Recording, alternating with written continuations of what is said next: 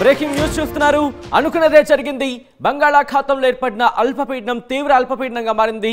ఇప్పుడు వాయుగుండంగా పరిణమించింది. ఈ నేపథ్యంలో రాబోయే వారం రోజుల పాటు కూడా ఇటు ఆంధ్రప్రదేశ్లో భారీ వర్ష సూచన ఉండబోతుంది. ఇన్ఫాక్ట్ భారీ వర్ష సూచన జారీ చేస్తుంది. రాబోయే వారం రోజుల పాటు భారీ వర్ష సూచన జారీ చేస్తుంది ఆంధ్రప్రదేశ్కి సంబంధించి వాతావరణ శాఖ. దానికి సంబంధించిన బ్రేకింగ్ న్యూస్ చూస్తున్నారు. ఇప్పటికే బంగాళాఖాతంలో అక్కడ వాతావరణ పరిస్థితి చాలా అల్లకల్లోలంగా ఉంది. ఎందుకంటే గంటకు 55 కిలోమీటర్ల వేగంతో ముందుకు కదులుతోంది ఈ అల్పపీడనం. ప్రస్తుతం వాయుగుండంగా పరిణమించింది.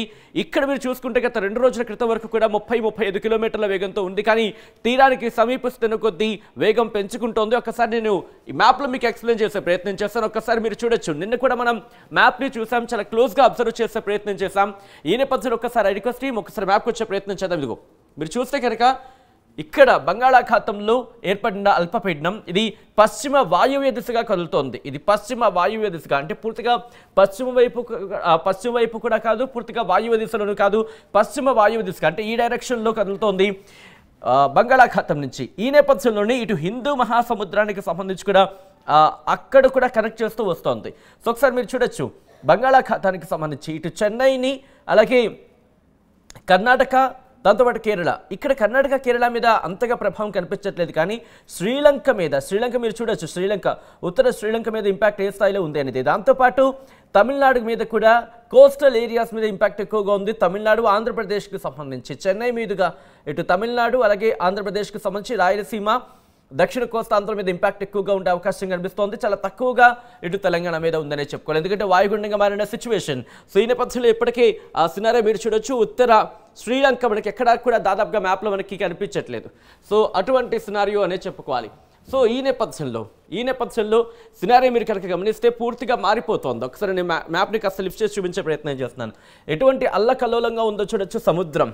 సో ఈ నేపథ్యంలో ఒకసారి నేను విండీ సాయంతో మీకు అడ్వాన్స్గా చూపించే ప్రయత్నం చేస్తున్నాను. విండీలో ఒకసారి ఆ గాలి డైరెక్షన్స్ కూడా మీరు చూడొచ్చు. ఇదిగోండి ప్రస్తుతానికి ఇలా ఉంది సినారియో. ఇట్లా ఉంది సినారియో. ఇటు ఆంధ్రప్రదేశ్కి సంబంధించి నిన్నటి వరకు చూసుకుంటే కాస్త ఈ డైరెక్షన్లో వస్తుంది అనుకున్నారు. కాస్త ఇప్పుడు డైరెక్షన్ మారింది అనే మాట వినిపిస్తోంది. What ever it maybe. కానీ ప్రస్తుతం ఇక్కడ లొకేట్ అయ్యి ఉంది. మీరు చూడొచ్చు గాలి ఏ స్థాయిలో ఉందని. ఒకసారి నేను పాయింట్ అవుట్ చూపించే ప్రయత్నం చేస్తాను. ఇదిగో మీరు చూస్తే కనుక దానికి సంబంధించి. సో ఇక్కడ మీరు చూస్తే ఈ గాలుల తీవ్రత మనకు అర్థమవుతోంది. ఇలా శ్రీలంకతో పాటు తమిళనాడుకి సంబంధించి ఆ తర్వాత ఆ డైరెక్షన్లోనే ఆంధ్రప్రదేశ్ మీద కూడా ఇంపాక్ట్ చూపిస్తోంది. సో ఒక్కసారి భారత వాతావరణ శాఖ ఏమంటోంది, వాతావరణ శాఖ ఎటువంటి అంచనాలు ఉన్నాయి, ఎటువంటి అలర్ట్ జారీ చేస్తుందో ఒకసారి నేను క్లుప్తంగా చూపించే ప్రయత్నం చేస్తాను. క్విక్గా మీకు ఆ అప్డేట్స్ చూపించే ప్రయత్నం చేస్తాను. Here it is. ఇది మీరు చూస్తే కనుక a depression lies over central parts of South Bay of Bengal and adjoining East Equatorial Indian Ocean. It is likely to move northwestwards and intensify into deep depression during next 24 hours అంటూ కూడా కొద్దిసేపటి క్రితం ఈ press note release చేస్తుంది. So ఈ నేపథ్యంలో మనకి clear కట్గా అర్థమవుతోంది. ఇక్కడ మీరు చూడొచ్చు హెవీ రైన్ఫాల్ అంటూ కూడా. అట్ ద సేమ్ టైం తమిళనాడుకు సంబంధించి ఇచ్చింది. దాంతోపాటు సౌత్ కోస్టల్ ఆంధ్రప్రదేశ్కి సంబంధించి 26 నుంచి 29 వరకు మనం కొద్ది రోజుల నుంచి చెప్తూనే ఉన్నాం. వారం రోజుల పాటు భారత వాతావరణ శాఖ మనకి ఆంధ్రప్రదేశ్కి సంబంధించి దక్షిణ కోస్తా ఆంధ్ర మీద ఇంపాక్ట్ ఎక్కువగా ఉండే అవకాశం ఉందంటూ కూడా వాతావరణ శాఖ అంచనా వేయడం జరుగుతోంది. భారీ వర్ష సూచన, heavy rainfall at isolated places very likely over Kerala and Mahi during 26 to 28 and South Coastal Andhra Pradesh and Yanam during 26 to 29 కూడా చెప్తున్నారు. ఈ నేపథ్యంలో ఒకసారి మ్యాప్లో చూపించే ప్రయత్నం చేస్తున్నాను. ఎక్కడెక్కడ ఎటువంటి సిచ్యువేషన్ ఉండబోతోంది, ఎటువంటి అలర్ట్స్ జారీ చేస్తుంది అనేది. ఈ రోజు మీరు చూడొచ్చు కాస్త నార్మల్గానే కనిపిస్తుంది. అఫ్కోర్స్ అప్పటికీ కూడా కాస్త అక్కడక్కడ మేఘావృతమైన సిచ్యువేషన్ ఉంది. ఎందుకంటే ఓవరాల్గా ఇచ్చిన మ్యాప్లో మనం చూసినప్పుడు కాస్త మనకి గ్రీన్గానే కనిపిస్తున్నప్పటికీ కోస్టల్ ఏరియాస్లో అక్కడక్కడ మేఘావృతమే ఉంటుంది. ఆ ఇంపాక్ట్ అయితే కనిపిస్తోంది. కానీ తమిళనాడు మీరు గమనిస్తే ఎల్లో అలర్ట్ ఇప్పటికే జారీ చేస్తుంది. తమిళనాడుతో పాటు ఇటు కేరళ మీద కూడా ఇంపాక్ట్ మనకి కనిపిస్తుంది. కర్ణాటక, తెలంగాణకి కాస్త తక్కువనే చెప్పుకోవాలి. ఇక్కడి నుంచి నేను రేపటి విషయానికి 26కి ఇదిగో రేపటి నుంచి ఇక్కడ మీకు సినారియో మీకు క్లియర్ కట్గా అర్థమైపోయి ఉండాలి. నిన్న మీరు గమనిస్తే కనుక ఎల్లో అలర్ట్ ఉంది చెన్నైకి సంబంధించి. కానీ ఈరోజు చూస్తే రెడ్ అలర్ట్ జారీ చేస్తుందంటే భారీ నుంచి అతి భారీ, అత్యంత భారీ వర్షాలు కురిసే అవకాశం ఉంది. వాతావరణ శాఖ చెబుతోంది. రెడ్ అలర్ట్ జారీ చేస్తుంది తమిళనాడుకి. ఇటు ఆంధ్రప్రదేశ్కి కూడా రాయలసీమ, దక్షిణ కోస్తాంధ్ర, ఉత్తరాంధ్ర మీద మొత్తం ఎల్లో అలర్ట్ జారీ చేసింది. తెలంగాణకు మాత్రం ఎటువంటి అలర్ట్ లేదు. అలాగే 26 తర్వాత 27కి వెళ్ళే ప్రయత్నం చేద్దాం. 27కి సంబంధించి హీరిటర్స్ 27ని కనుక మీరు గమనిస్తే 27ని కూడా రెడ్ అలర్ట్ జారీ చేస్తుంది తమిళనాడుకి. ఆంధ్రప్రదేశ్కి సంబంధించి మీరు చూసుకుంటే ఆంధ్రప్రదేశ్ వ్యాప్తంగా ఎల్లో అలర్ట్ జారీ చేస్తుంది. కానీ నిన్న మీరు చూసి ప్రయత్నం చేస్తే కనుక కొన్ని జిల్లాలకు మాత్రమే అలర్ట్ ఇచ్చింది. కానీ ఈ రోజుకి అప్డేట్ అయింది. ఏ జిల్లాలు అనేది మరి కాసేపట్లో నేను మీకు ఆ లిస్ట్ని కూడా చూపించే ప్రయత్నం చేస్తాను. అందులో మీ ఏరియా ఉందా లేదా అనేది కూడా మీరు అప్డేట్ చేసుకోవచ్చు, మీరు చూసుకోవచ్చు. దానికి తదనుగుణంగా మీ ప్లాన్స్ని మీరు డిజైన్ చేసుకోవచ్చు. ఇక్కడ నుంచి నేను 26 చూసాం, 27 చూసాం. ఇటు వాతావరణ శాఖ ఏం చెబుతోంది 29 వరకు కూడా ఉండే అవకాశం ఉందంటూ కూడా. సో ఆ నేపథ్యంలో ఒకసారి మీకు చూపించే ప్రయత్నం చేస్తున్నాను. 28వ తారీఖు కాస్త ఈ వాయుగుండం కాస్త మళ్ళీ అల్పపీడనంగా బలహీనపడే అవకాశం ఉంది. ఇప్పుడు బలం పుంజుకుంది, బలపడింది, అల్పపీడనం కాస్త వాయుగుండంగా మారింది. 28వ తారీఖుకి దరిదాపుల్లో కాస్త బలహీనపడే అవకాశం ఉంది. బలహీనపడిన తర్వాత ఆరెంజ్ అలర్ట్ జారీ చేసింది వాతావరణ శాఖ తమిళనాడు. కానీ ఆంధ్రప్రదేశ్కి మాత్రం ఎల్లో అలర్ట్ని కంటిన్యూ చేస్తుంది. 29వ తారీఖును కూడా అటువంటి సిచ్యువేషన్. 29వ తారీఖును కూడా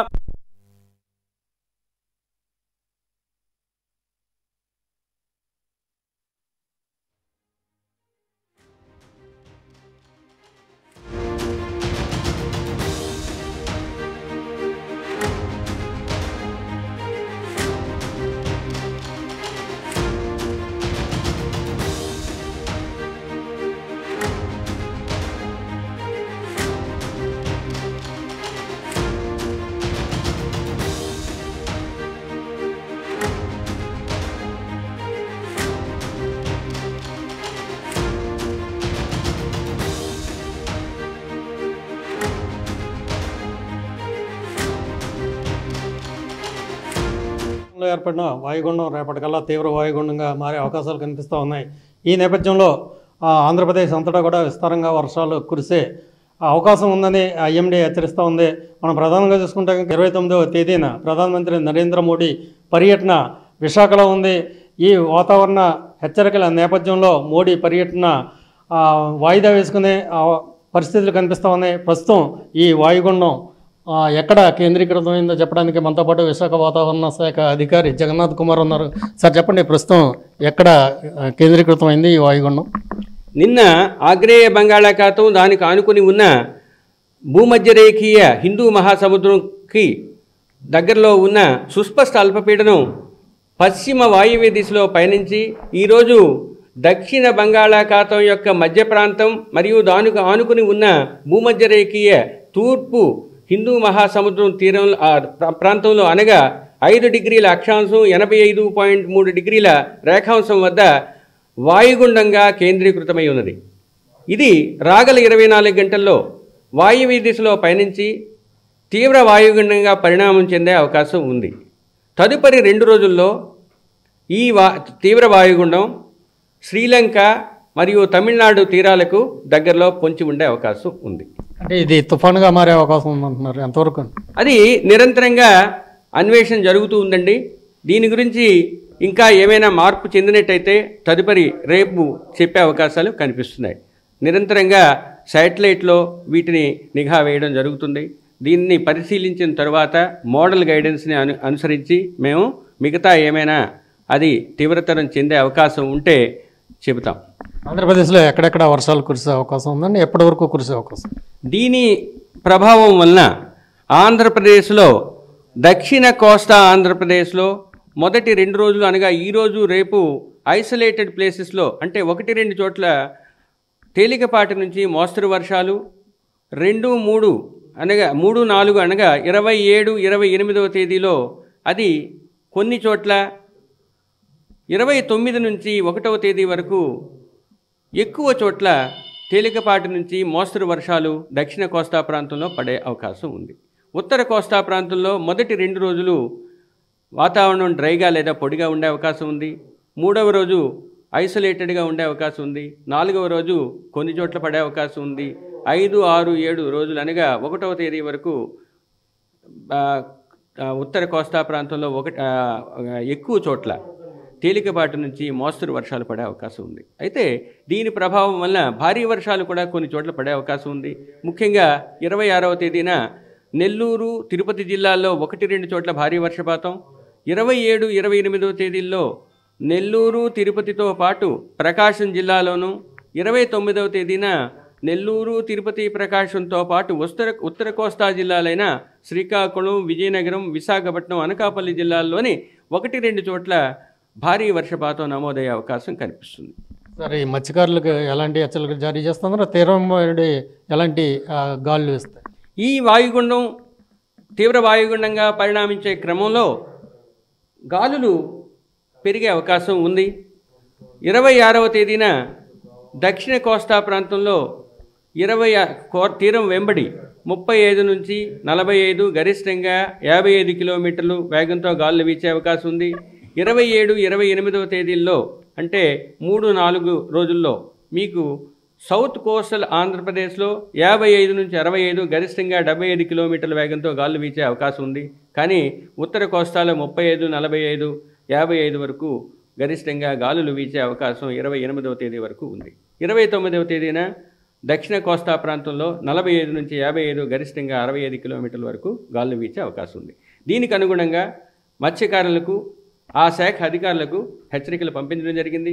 25వ తేదీనే మత్స్యకారులు సుదూరమైన సముద్ర ప్రాంతాల్లో ఉన్నవాళ్ళు సురక్షిత ప్రాంతాలకు తరలి వెళ్ళవలసిందిగా హెచ్చరికలు జారీ చేయడం జరిగింది.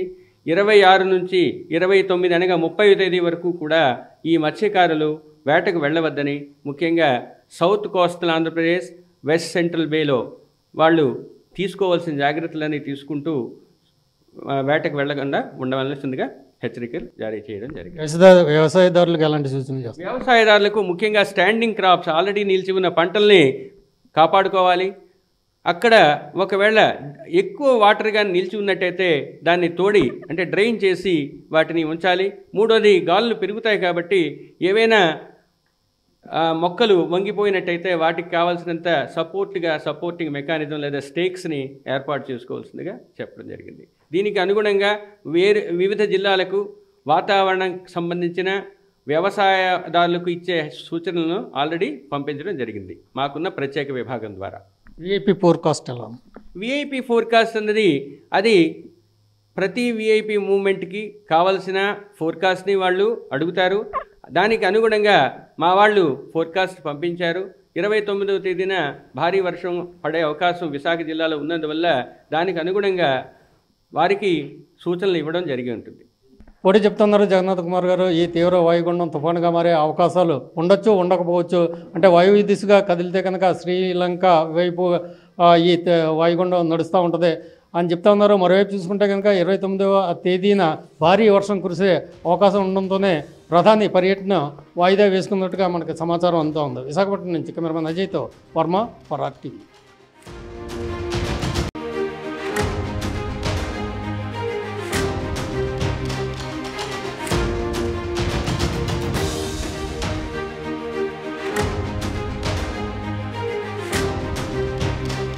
బ్రేకింగ్ న్యూస్ చూస్తున్నారు. అనుకున్నదే జరిగింది. బంగాళాఖాతంలో ఏర్పడిన అల్పపీడనం తీవ్ర అల్పపీడనంగా మారింది. ఇప్పుడు వాయుగుండంగా పరిణమించింది. ఈ నేపథ్యంలో రాబోయే వారం రోజుల పాటు కూడా ఇటు ఆంధ్రప్రదేశ్లో భారీ వర్ష సూచన ఉండబోతుంది. ఇన్ఫాక్ట్ భారీ వర్ష సూచన జారీ చేస్తుంది. రాబోయే వారం రోజుల పాటు భారీ వర్ష సూచన జారీ చేస్తుంది ఆంధ్రప్రదేశ్కి సంబంధించి వాతావరణ శాఖ. దానికి సంబంధించిన బ్రేకింగ్ న్యూస్ చూస్తున్నారు. ఇప్పటికే బంగాళాఖాతంలో అక్కడ వాతావరణ పరిస్థితి చాలా అల్లకల్లోలంగా ఉంది. ఎందుకంటే